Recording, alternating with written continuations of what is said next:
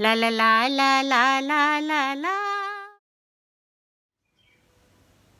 आज जो कहानी मैं आपको सुनाने जा रही हूँ वो रिचर्ड मैथेसन की लिखी हुई है। मैं वैलेंटीना त्रिवेदी। आओ सुनो कहानी बटन बटन। दरवाजे के बाहर एक चौकोर डब्बा रखा था, चारों तरफ से अच्छी तरह बंद।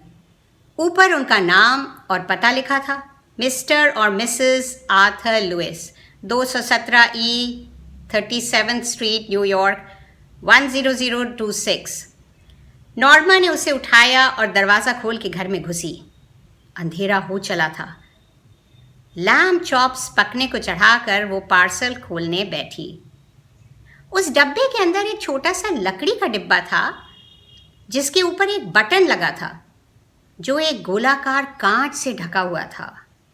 नॉर्मा ने कांच उठाने की कोशिश की पर वो लॉक था।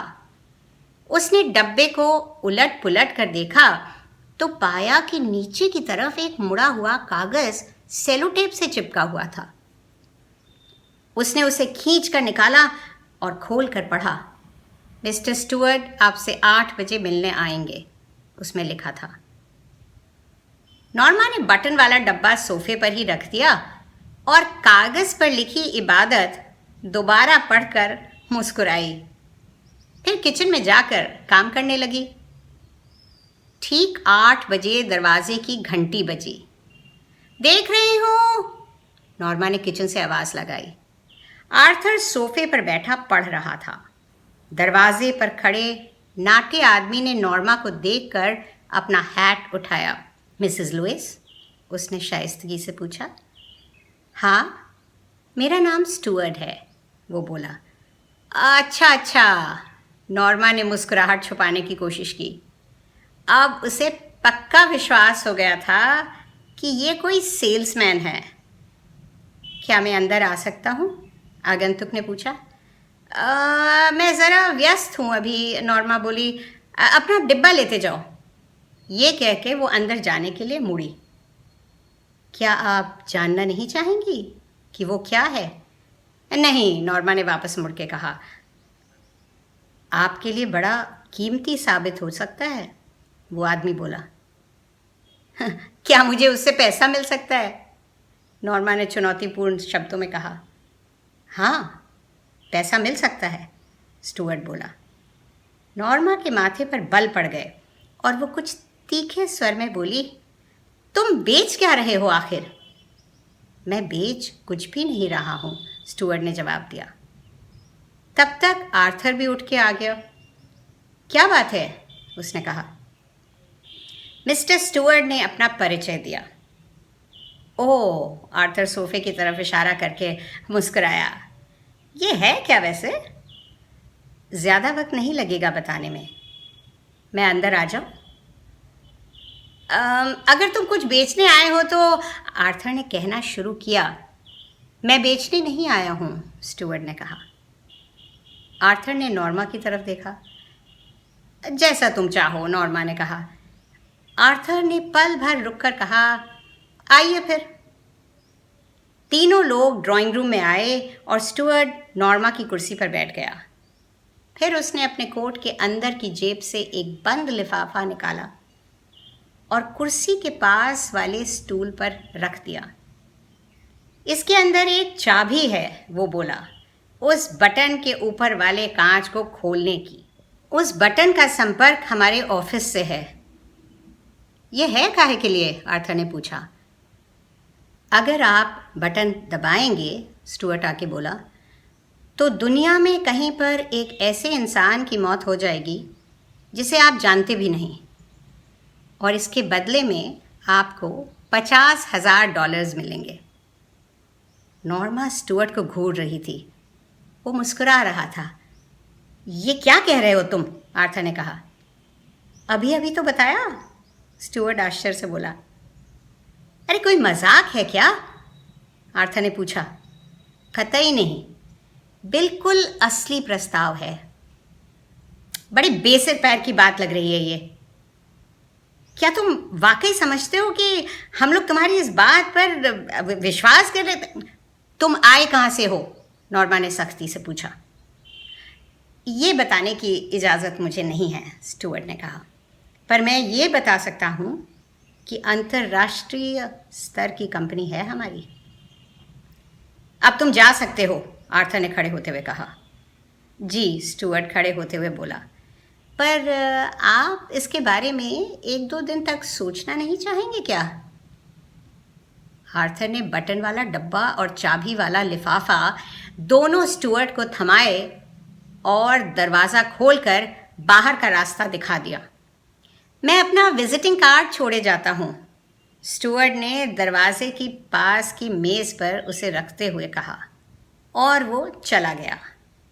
आर्थर ने उसके विजिटिंग कार्ड को बीच से फाड़कर मेज़ पर फेंक दिया। नॉर्मा अब भी सोफे पर बैठी थी। तुम्हें क्या लगता है, क्या था ये? वो बोली। अरे मुझे जानने की कोई ख्वाहिश नहीं है, आर्थर बोला। नॉर्मा ने मुस्कुराने की नाकाम कोशिश करते हुए कहा, तुम्हें ज़रा भी उत्सुकता नहीं है? ना, आर्थर ने सर हिला दिया। आर्थर वापस अपनी किताब पढ़ने लगा और नॉर्मा किचन का काम ख़त्म करने चली गई। कुछ देर बाद आर्थर अपने दांत ब्रश कर रहा था डिनर के बाद, जब नॉर्मा ने कहा, तुम उसके बारे में बात क्यों नहीं करना चाहते हो? अरे ज़रा भी कौतूहल नहीं? आर्थर ने बाथरूम के शीशे में अपना चेहरा देखा। कौतूहल नहीं, घृणा है, आर्थर बोला। हाँ, पर फिर भी, नॉर्मा बाल काटते हुए बोली, तुम्हें नहीं लगता कि ये कोई मजाक है, एक प्रैंक? अगर है तो बहुत ही भद्दा घिनौना मजाक है, आर्थर बोला। नॉर्मा बिस्तर पर बैठकर चप्पल उतारते हुए बोली, हो सकता है कोई साइकोलॉजिकल रिसर्च हो सकता है, आर्थर बोला। हो सकता है कोई खपती करोड़पति कर रहा हो, वो बोली। हो सकता है। अरे तुम जानना नहीं चाहोगे? ना, आर्थर ने सिर हिलाया। क्यों? क्योंकि ये अनैतिक है। मुझे तो कौतूहल हो रहा है, नॉर्मा रज़ाई में घुसते हुए बोली। आर्थर ने बेड साइड लैम्प बंद कर दिया और नॉर्मा को किस करके कहा, गुड नाइट। गुड नाइट, उसने कहा और आर्थर की पीठ थपथपाकर आंखें मूंद लीं। $50,000, उसने सोचा। सुबह घर से निकलते हुए उसने मेज़ पर उस विजिटिंग कार्ड के 2 फटे हुए टुकड़े देखे और उन्हें उठाकर अपने पर्स में डाल दिया। फिर दरवाज़ा बंद करके लिफ्ट में घुस गई, जहां आर्थर उसका इंतज़ार कर रहा था। ऑफिस में कॉफ़ी ब्रेक के दौरान उसने कार्ड के दोनों टुकड़ों को जोड़ के देखा। उस पर सिर्फ मिस्टर स्टुअर्ट का नाम और टेलीफोन नंबर था। लंच के बाद उसने फिर से कार्ड के दोनों टुकड़ों को निकाला और सेलो टेप से जोड़ दिया। मैं ये क्यों कर रही हूँ, नॉर्मा ने सोचा। 5 बजने ही वाला था जब उसने वो नंबर डायल किया। हेलो, मिस्टर स्टुअर्ट की आवाज़ आई। नॉर्मा फ़ोन रखने ही वाली थी, फिर रुक गई। मैं मिसेस लुइस बोल रही हूँ, वो बोली। हाँ मिसेस लुइस, स्टुअर्ट बोला। उसकी आवाज़ में खुशी थी। मुझे उत्सुकता हो रही है। वो तो स्वाभाविक है, स्टुअर्ट ने कहा। वैसे मुझे आपकी बात पर कतई विश्वास नहीं है, नॉर्मा बोली। अरे बिल्कुल असली है, स्टुअर्ट ने जवाब दिया। जो भी है, पर जब आपने कहा कि दुनिया में किसी की मौत हो जाएगी, तो आपका क्या मतलब था? बिल्कुल वही, स्टुअर्ट बोला। कोई भी हो सकता है। हम सिर्फ एक बात की गारंटी ले सकते हैं कि आप उसे जानती नहीं होंगी और आपको उसे मरते हुए नहीं देखना होगा। $50,000 के बदले में? बिल्कुल। पागलपन है, वो बोली। फिर भी एक प्रस्तावना है। क्या मैं वो बटन यूनिट आपको लौटा दूं? हरगिज़ नहीं, नॉर्मा ने कहा और फ़ोन काट दिया। नॉर्मा जब लिफ्ट से बाहर निकली तो देखा कि वो पार्सल फिर से दरवाजे के बाहर रखा था। अरे हिम्मत तो देखो उसकी, उसने उसे घूरते हुए सोचा। फिर दरवाज़ा खोल के अंदर चली गई और खाना बनाना शुरू कर दिया। कुछ समय बाद वो गई और दरवाज़ा खोलकर पार्सल को अंदर ले आई, लाकर उसे किचन में मेज़ पर रख दिया और खुद ड्राइंग रूम में बैठकर खिड़की से बाहर देखने लगी। थोड़ी देर में जब वो पकते हुए कटलेट्स को पलटने गई तो वो पार्सल उठाकर नीचे वाले खाने में बंद कर दिया। कल फेंक दूंगी इसे, उसने सोचा। ज़रूर कोई खपती करोड़पति लोगों से खिलवाड़ कर रहा है, उसने कहा। आर्थर ने खाना खाते खाते उसकी ओर देखा। क्या मतलब हो सकता है? नॉर्मा आगे बोली। अरे जाने दो, आर्थर ने कहा। नॉर्मा चुपचाप खाना खाती रही। फिर अचानक अपनी चम्मच रखकर बोली, अगर वाकई ये असली हुआ तो? आर्थर ने हैरानी से उसकी तरफ देखा। अच्छा, अगर ऐसा हुआ भी, उसने कहा, तो तुम क्या करना चाहोगी? वो बटन वापस लाकर दबाकर किसी की हत्या करोगी? हत्या? नॉर्मा ने कहा। हाँ, तो और क्या कहोगी तुम उसे? आर्थर ने कहा। अरे पर अगर हम उस इंसान को जानते ही नहीं, नॉर्मा ने कहा। आर्थर हतप्रभ रह गया। क्या मैं सही समझ रहा हूं? तुम कहना क्या चाह रही हो? उसने पूछा। अरे अगर हजारों मील दूर कोई चीनी किसान मर जाए या कॉन्गो का कोई बीमार नागरिक मर जाए, और अगर वो पेंसिल्वेनिया में पैदा हुआ कोई नन्हा सा बच्चा हो, आर्थर बोला। हाँ, हमारे पड़ोस में रहती कोई प्यारी सी बच्ची। ओहो, तुम तो ज़बरदस्ती इसका हवा बना रहे हो, नॉर्मा बोली। बात यह है नॉर्मा, आर्थर बोला, किसी की भी जान जाए है तो हत्या ही ना। बात यह है आर्थर, नॉर्मा बोली, अगर किसी ऐसे इंसान की मौत हो जिसको तुमने न कभी देखा है न देखोगे, जिसकी मौत के बारे में तुम्हें पता भी नहीं चलेगा, तो क्या तुम फिर भी बटन नहीं दबाओगे?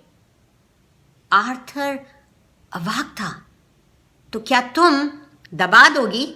उसने कहा। $50,000 आर्थर। अरे पर इस रकम से क्या? $50,000 आर्थर, नॉर्मा बोली। जरा सोचो, हम यूरोप की अपनी ड्रीम ट्रिप पर जा सकते हैं। नॉर्मा, नहीं। हम वो घर खरीद सकते हैं, वो कॉटेज। नॉर्मा, आर्थर का चेहरा सफ़ेद पड़ गया था। अच्छा ठीक है बाबा, इतने परेशान क्यों हो गए? अरे सिर्फ बात ही तो कर रहे हैं। खाने के बाद आर्थर मेज़ से उठा और ड्राइंग रूम में जाते जाते बोला, मैं इस बारे में कोई बात नहीं करना चाहता। ठीक है, नॉर्मा ने कंधे उचकाते हुए कहा। अगले दिन वो रोज़ से जल्दी उठी और आर्थर के लिए पैनकेक्स और ऑमलेट का बढ़िया नाश्ता बनाया। आज कोई ख़ास बात? आर्थर ने मुस्कुराते हुए पूछा। कोई ख़ास बात नहीं, बस मन किया बनाने का। अच्छा, वाह। मैं तुम्हें दिखाना चाहती थी कि मैं क्या खुदगर्ज नहीं हूँ। अरे क्या मैंने कभी कहा कि तुम हो?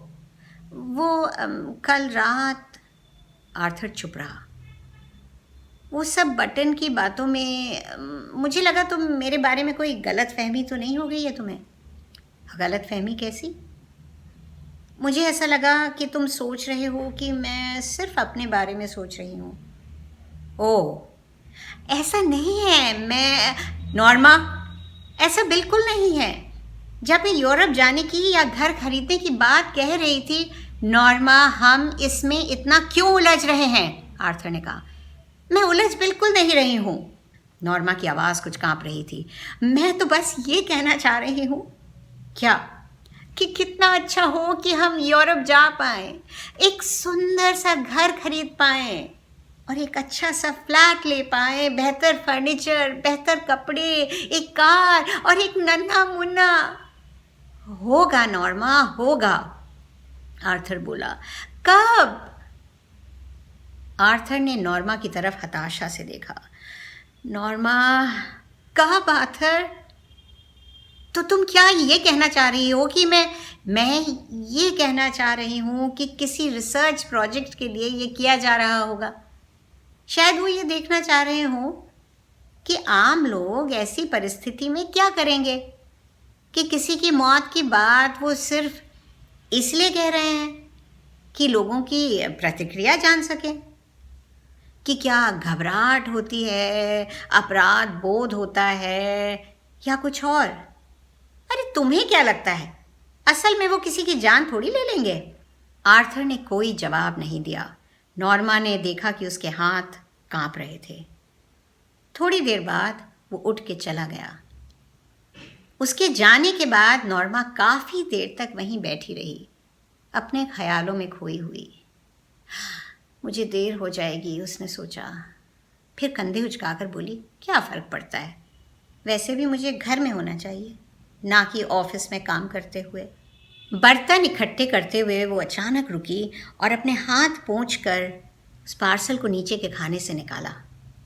फिर उसे खोलकर बटन वाले लकड़ी के डिब्बे को मेज़ पर रखा और बहुत देर तक उसे देखती रही। फिर लिफाफे में से चाबी निकाल कर वो कांच का गोल ढक्कन खोला और बटन को टकटकी बांध कर देखने लगी। क्या बकवास है, उसने सोचा। एक साधारण बटन के पीछे इतना हंगामा।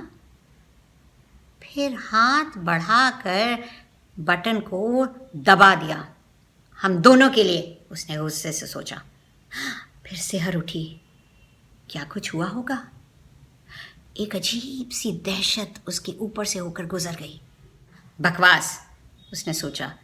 और फिर बटन वाला डब्बा, कांच का ढक्कन, चाबी सब कचरे के डब्बे में फेंक कर जल्दी से ऑफिस के लिए तैयार होने लगी। शाम को वो रात के खाने के लिए कबाब सेंक रही थी कि फ़ोन बजा। उसने फ़ोन उठाया। Hello, Mrs Louis? हाँ, मैं लेनॉक्स हॉस्पिटल से बोल रहा हूँ। नॉर्मा को लगा जैसे कोई सपना चल रहा हो। दूसरी तरफ से आती आवाज़ ने उसे बताया कि सबवे ट्रेन स्टेशन पर एक एक्सीडेंट हो गया था। प्लेटफॉर्म पर खड़े आर्थर ने ठेला और ट्रेन के सामने गिर पड़ा। नॉर्मा ने सुना और बस सर हिलाती चली गई। जब उसने फ़ोन रखा तो उसे ख्याल आया कि आर्थर की जीवन बीमा पॉलिसी $25,000 की थी और क्षतिपूर्ति के लिए डबल नहीं। उसे लगा उसकी सांस रुक जाएगी। किसी तरह वो उठी और किचन में गई। वहाँ उसने वो बटन वाला डब्बा कचरे के डब्बे से निकाला। उसमें ना कोई कील थी, ना पेंच, ना जाने कैसे बना था। नॉर्मा ने उसे किचन के सिंक पे मारना शुरू किया, जोर से और जोर से, जब तक वो लकड़ी फट नहीं गई, टूट नहीं गया डब्बा। फिर उसने जल्दी से उसकी लकड़ी को खींच के अलग किया। हालांकि उसकी उंगलियां छिलने लगी थी, पर उसे बिल्कुल भी इस बात का ख्याल नहीं था। डब्बे में ना कोई ट्रांसमीटर था, ना तार। वो बिल्कुल खाली था।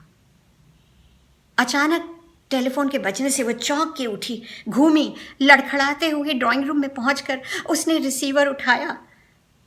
Mrs Louis? स्टुअर्ट की आवाज़ आई।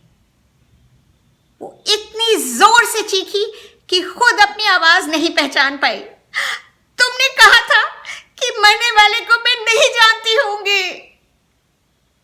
मिसेस लुइस, स्टुअर्ट ने कहा, क्या आप वाकई सोचती हैं कि आप अपने पति को जानती थी?